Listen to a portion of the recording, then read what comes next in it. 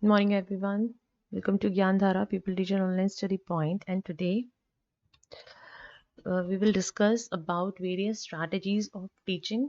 So there is a classification of teaching on the basis of the class situation, circumstances, and attitude of the teacher. So teaching strategies basically can be divided into two parts. The first one is democratic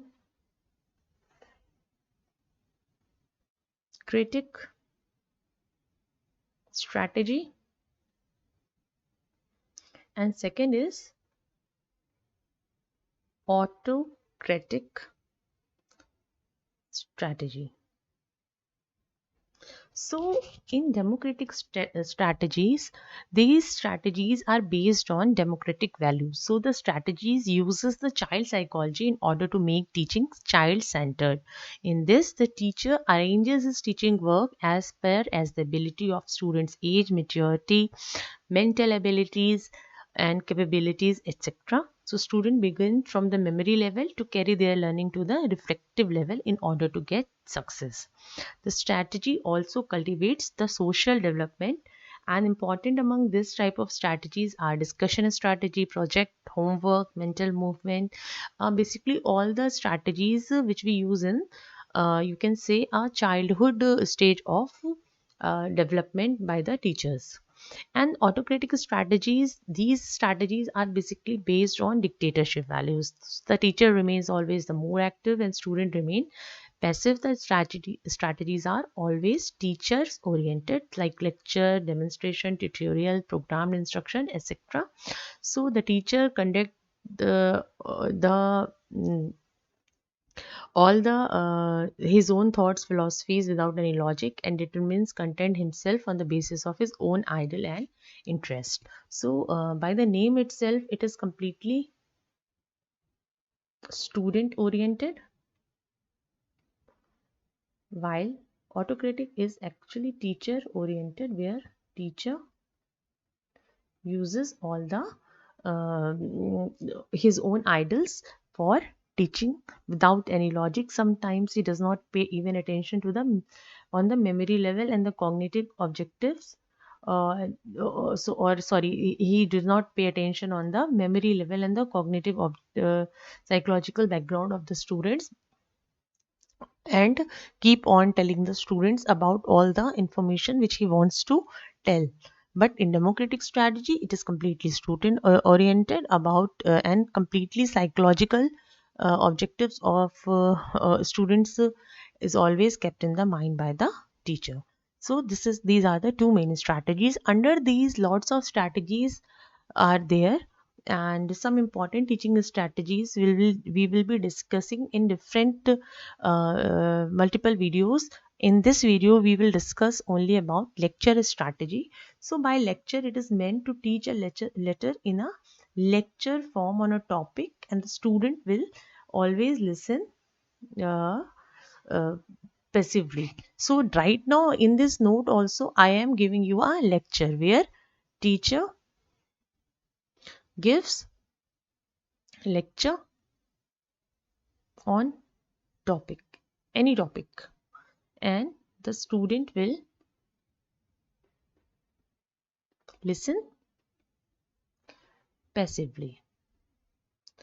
So we see the lecture always in higher education, because in higher education, the students are able to grasp the information given about the topic, and they can prepare their own notes. That is why the lecture strategy is always used in very useful for higher classes. So information about any topic is given by the lecture method. So students always learn and prepare their own notes. Like right now, I am giving you lecture, you are listening passively. We cannot you can say we cannot question answer. I'm just telling you about lecture strategy, and you are listening passively. So this is the lecture strategy. Now, characteristics of lecture strategy. So first, it is useful for higher education. Second, less time, more information, because there is no interaction, or you can say very minimum interaction between teacher and student. So a teacher uses his own time, whole time for giving the knowledge. Third, large group of students at same time. So many number of, as you have seen in the movies also, the lecture hall is quite big where professor come and give their lecture. So one lecture can on any topic can be beneficial for a large group of students at a time. A teacher remains active all the time. So the teacher here remains active. Fifth is students can prepare their own notes. And teaching work is facilitated with the help of this method. Students can be attracted and interest can be cultivated in the topic if the students get a very good lecture on the given topic. So you can say, and in lecture, the logical sequence of topic is always maintained. I'm not giving you lots of points. I'm just giving you a brief because it comes briefly in your paper. And if you want more, I will provide the notes, as you will comment in the comment section. I will provide the separate notes for the in detail form if you say. Now these are the characteristics of lecture strategy. Now there are demerits of lecture strategy. The first and important is the students remains inactive. This is not a psychological method.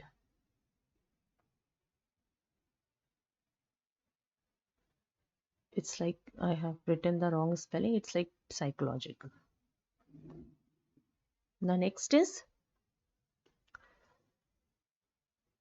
knowledge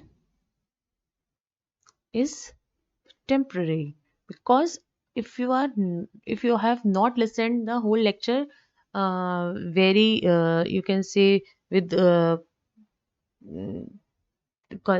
with very concentrated mind, with very full of concentration, the knowledge will be temporary unless you will not prepare writing down the notes in between the lectures.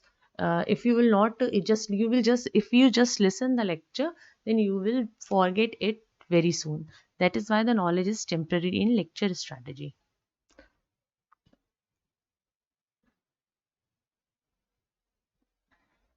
Practical aspect of knowledge is neglected.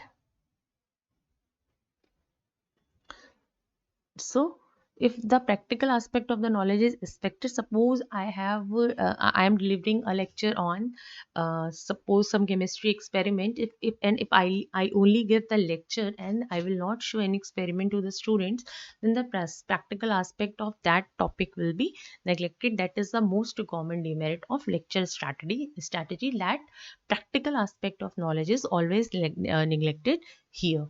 And fifth and important one is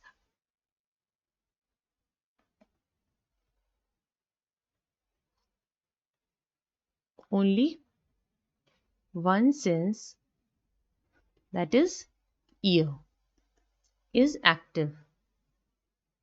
But the teaching always says that our all the senses should be active during the teaching learning process. But in lecture strategy, only one sense is more active, highly active, that is ear, listening. Okay, so this is the demerit of lecture strategy. Now, suggestions for improvement. How we can make our lecture strategy more important. So, important, or you can say it can be more effective. The first is the blackboard. Blackboard use,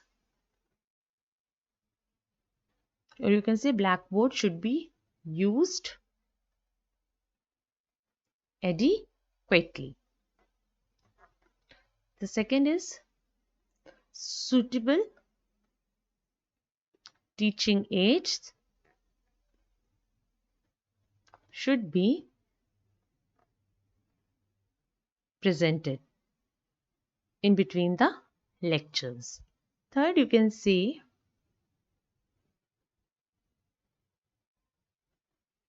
principle of generalization should be focused. So, whenever we tell anything, you should always give lecture about anything. You should always generalize it with the day-to-day life. Like I always give the example of movies in my lecture. I always give example of the daily lifestyle of different class or different experience of our childhood while teaching. So, like this, the principle of generalization should always be focused. And is to keep the student remain active in the lecture, question answer should always be put up to them from time to time to students. By this, students will remain more active, they will listen the topic and they will take interest in the topic. So there will be a little of discussion also with the students. The student should not always remain passive. They must be they must be made active by asking question and answers time to time.